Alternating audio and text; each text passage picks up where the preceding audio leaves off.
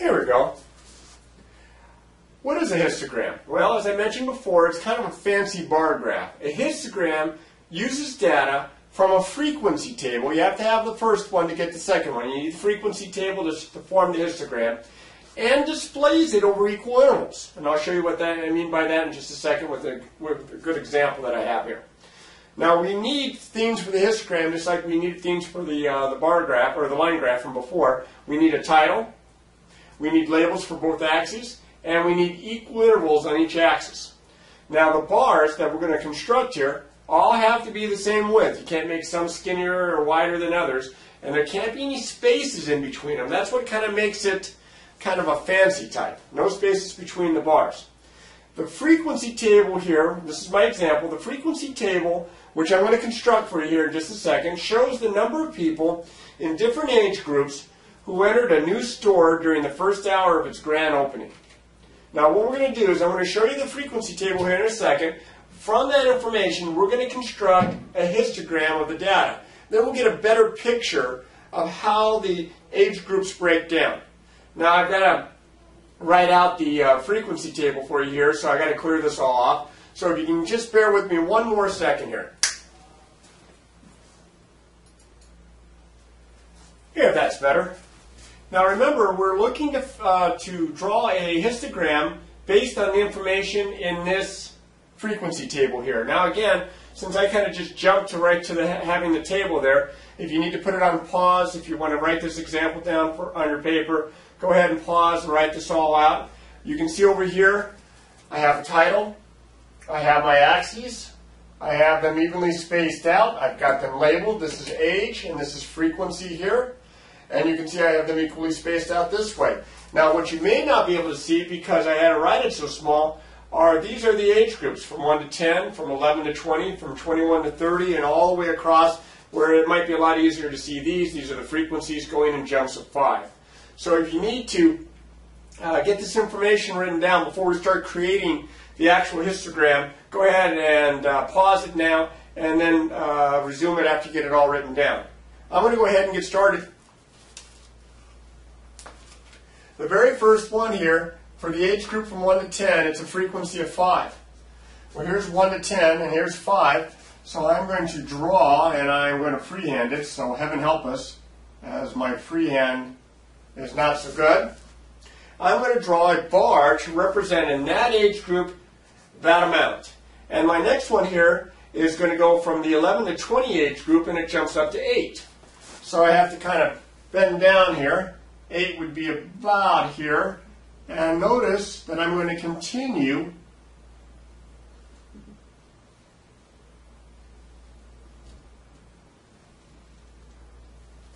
right off the last bar to form another bar. It's supposed to be the same width. I'm doing the best I can here, people. And I'm going to form it right next with no gap in between. The next one's a big jump, up to 25. This is really going to be a test of my drawing ability. I'm going to cut right in front of you.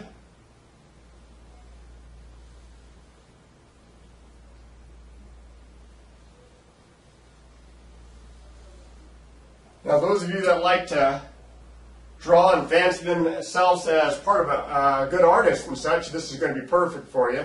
Get a chance to show them your skills. The next one over here is up to 32. So up to 32 would go all the way up to about here. So I continue again. And now this is going to be double tough. If you have a straight edge, come in really handy about now. I can at least edit it a little bit there and a little bit here. The next one is the 41 to 50 group, and that's at 36, so it jumps up even higher.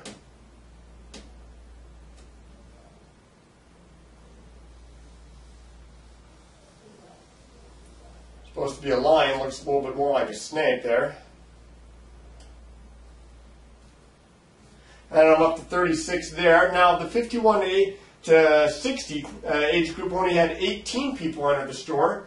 So that would be about here. So I'm going to go up and then over here.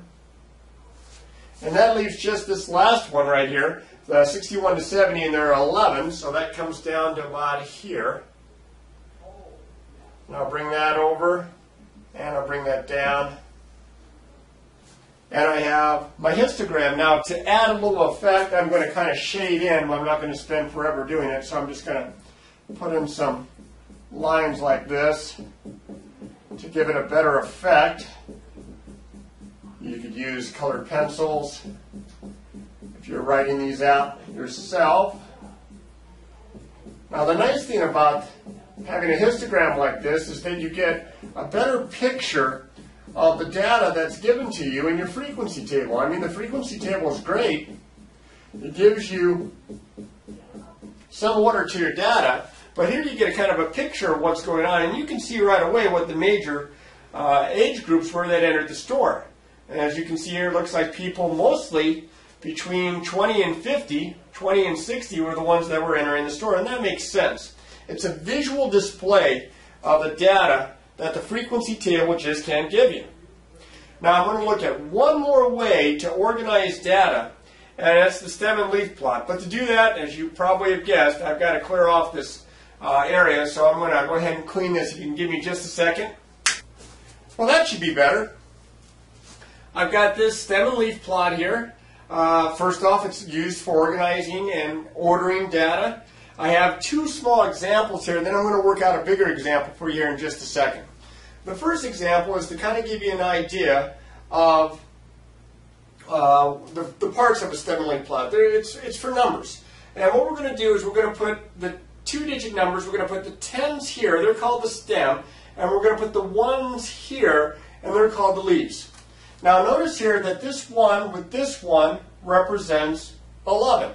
You can see over here I've drawn out a key. The key says 2/3 represents 23. Well, this is going to be 11. This is going to be 16. This is going to be 21 and 23 and 29, 34 and 34. It's okay, you have to write them twice if they repeat. And 43. And what happens here is I can organize my data from least to greatest by putting the stems from least to greatest and then the leaves from least to greatest across this way. Now, if you have not two-digit numbers, but three-digit numbers that you're trying to organize, you'll have to make the stems 2 digits and the leaves stay 1 digit. This would be 1, 2, and then a 5. That's 125, 126, 126, 127, 131, 140, 140, 140. You can see how we can organize the data. Now, what I'm going to do is I'm going to start with a blank stem and leaf plot, and I'm going to fill it in from some data that might be taken from a survey. So I need you to see this first to get a basic idea of how this is set up. All right? I'm going to clear this off. This should be the last time that I have to take time to clear this off. So if you just give me 1 second. Okay, here we are. The data below shows record temperatures for several states. Make a stem and leaf plot of the temperature. So these are the record high temperatures in degrees Celsius, 44 degrees, 38, 53, 49, and so on. And so over here, I'm going to write my record high temperatures for these states in degrees Celsius, setting them up with a stem and leaf. Now, what I'm going to do here is I'm going to look to see what's my smallest and largest amounts. Here's my smallest amount, and my largest amount, it looks like it's going to be right there. So it goes from the 30s up to the 50s. So my stems go from 30s up to 50s, 30s, 40s, and 50s. Now I have to be very careful because I want to put my leaves, the units digits, in order from smallest to greatest. So first thing I'm going to do is I'm going to circle all of the ones that have a tens digit of a 3. So that would be a 3 there, that would be a 3 there, and that's it, just the 2. The ones digits are both 8s, so that's an easy start. I'm going to put an 8 here and an 8 here to represent both. Now I'm going to cross them out because I don't want to use them again. I'm going to go to the 40. So every one that has a 4 in the tens digit, and that's this one, and this one, and this one, and this one, and this one, and this one, most of them here, this one, this one, this one, and these 3. Well, I got to be extra careful now with all these that have a tens digit of 4. I'm going to start with the smallest, which looks like, since I don't have any 40s, 41. 41 here, 41 here. So that's a 1 and a 1. I'll cross those out. And do I have any 42s? 42s. I do not. 43s. I have two 43s, so 3 here, 3 here. I'll cross those out now. I have 144. That's it, just one. So 4 here for 44. 45, I have just one. Hope I have left enough space here. There's 45. 46s, no, 47s. 1, 2, 2 47s. 2 48, 3 48s. Oh, I definitely have not left myself enough room. And 149, which I'm going to just kind of sneak right in here. I don't even know if you can see that. Bad planning. Now, I don't have very many 50s. I've got this one here and I've got this one here. 53 and 57. So the 3 goes and then the 7. And even though it's a little squished on the side there, that's an example of a stem and leaf plot to show this data organized. You can see what the smallest value is, you can see what the largest value is, and you can see where most of the data lies. It's a good way to organize it. Now, as with any type of new problem that you're working on, you're going to need to try some of these on your own. But you can come back to this video when you need help. But remember, practice, practice, practice.